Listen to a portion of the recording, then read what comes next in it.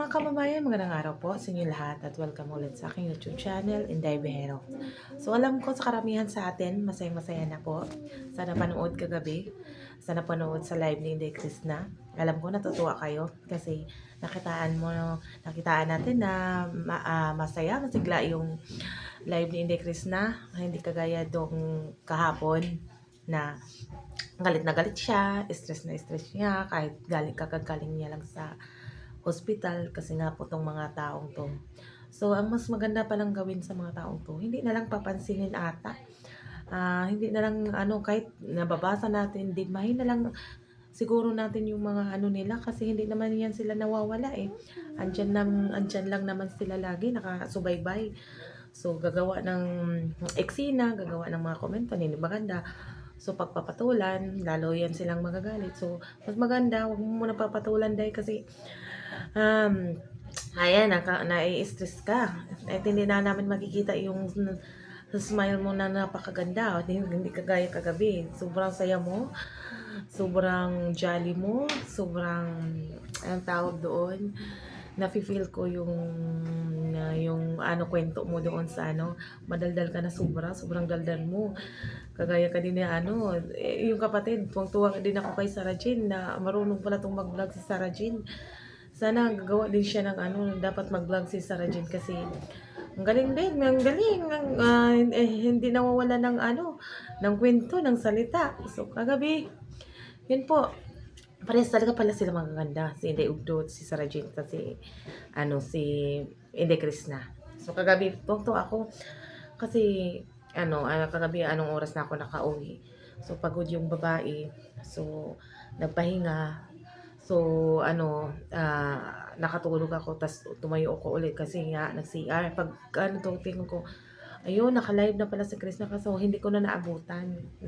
Nakatulog kasi ako. So ang saya talaga pag ganun yung mga live ni Inday Krishna na laging mga positive, laging happy lang, yung mga kwentuhan. Pero mas merong nakaka-excite doon nang pumasok yung isa nating yung binata, ayun na naman sila, nagkukulitan.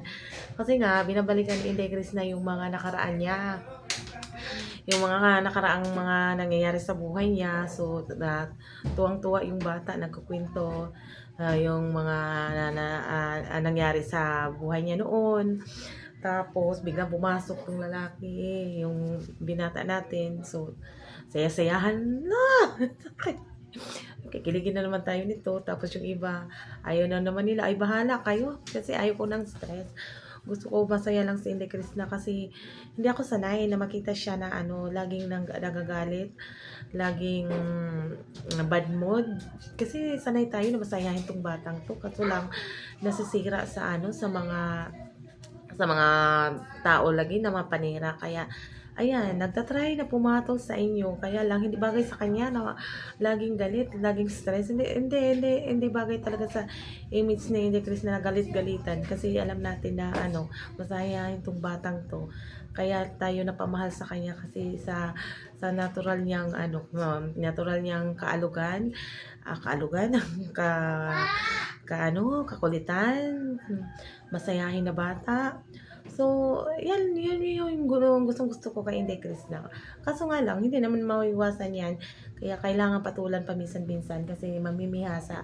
Pero sabi ko kay Inday Krishna, magpigil para hindi masira yung image. Kasi natutuwa sila pag makikita nila na galit-galit, nakikita nila na nagagalit si Inday Krishna. So, tuwang-tuwa yun. Sobrang tuwa kasi nakukuha na nila yung ni Inday Krishna. So, kape muna mga kababayan kasi ito, inintay ko yung mga bata na sumita ko mga anak, hindi pang gising, anong oras na. So, yan po. So, sobrang nakakatuwa na pinag-usapan nila ni Sir Paul yung mga nila doon ni Inday Krishna. So, hindi na magtatagal, malapit na to. So, alam ko, malapit na yan. Malapit na yung puntahan si Inday Krishna ni Sir Paul. Kapit kamay lang po tayo. So, sa mga taong ayaw naman na makita si Inday Krishna, huwag nyo lang kayong mag-comment. Huwag nyo lang sirain yung mga moment ng mga lola na kinikilig at masaya sa mga nangyayari sa buhay ni Inday Krishna.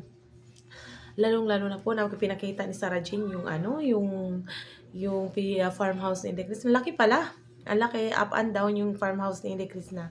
So, pag matapos to, sobrang napakaganda. Yan po yung ano. So, marami pala tayong aabangan kasi si Sarah Jean muna yung pinapapunta doon sa farmhouse ni Inday Chris na kasi nga po kakalabas lang niya sa ospital, pero hindi naman tayo nagsisisi na si Sarah Jean yung gumawa ng video kasi ang dalda ng bata. Ang kulit din ng bata, marunong din mag-vlog. Tapos pagkagabi, yan, si Inday Chris na naman yung nag-live. So, yun, tuwang-tuwa tayo. Hindi kagaya nung isang araw nga, yung stress na stress to. Kagabi, tuwang-tuwa siya, nagkwento sa mga nakaraan niya, sa teacher niya, dun sa Manila, dun sa hanggang pumasok nga po to si Sir Paul.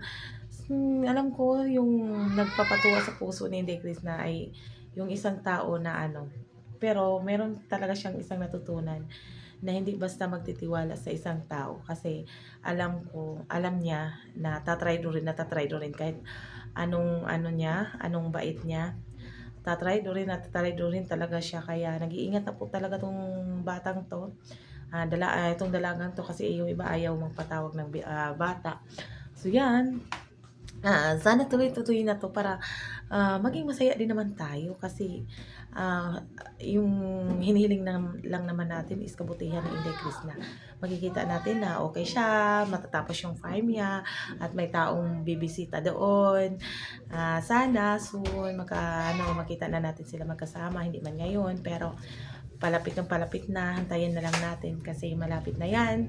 Ayan, nakikita naman natin yung harutan, kiligan ng dalawa, yung mga usapan nila. Yan po yung hinihintay natin lagi. Kahit ganoong mga paraan, kaya kilig na po tayo doon. Hindi tayo na maghahangad ng ibang pa kasi masama yung maghangad ng labis. Kung ano lang yung muna yung makikita natin sa kanila, yan muna yung aasamin natin na yun lamang po yung i-enjoy natin na magkausap sila, nagkakwentuhan sila, nagkatawagan sila. Yan po kasi ramdam ko din yung yung sa loobin ni Inday Chris na nung kasakit siya. Oo, hindi talaga madali pag hindi mo kasama yung mga kamag-anak mo kung nagkakasakit ka, kung nandun ka, kahit lola man niya yun, kasi matanda naman yung lola niya, hindi naman makakasama dun sa hospital. So, mas maganda kasi kung totoo naman yung sinasabi niya, hinahanap niya yung pagmamahal ng mama niya at papa niya, yung pag-aaruga kasi kahit simpleng haplos ng mga magulang, pag may nararamdaman ka, parang nauuki ka, parang matatag yung loob mo na lalaban ka sa buhay kasi ang daming nagmamahal sa'yo, ang daming umaalalay sa'yo. Yan po yung naramdaman ko na yan po yung hinahanap ni Inday Chris na lagi. Yung nung kwento niya na mahirap pala magkasakit na hindi kapiling yung mga magulang.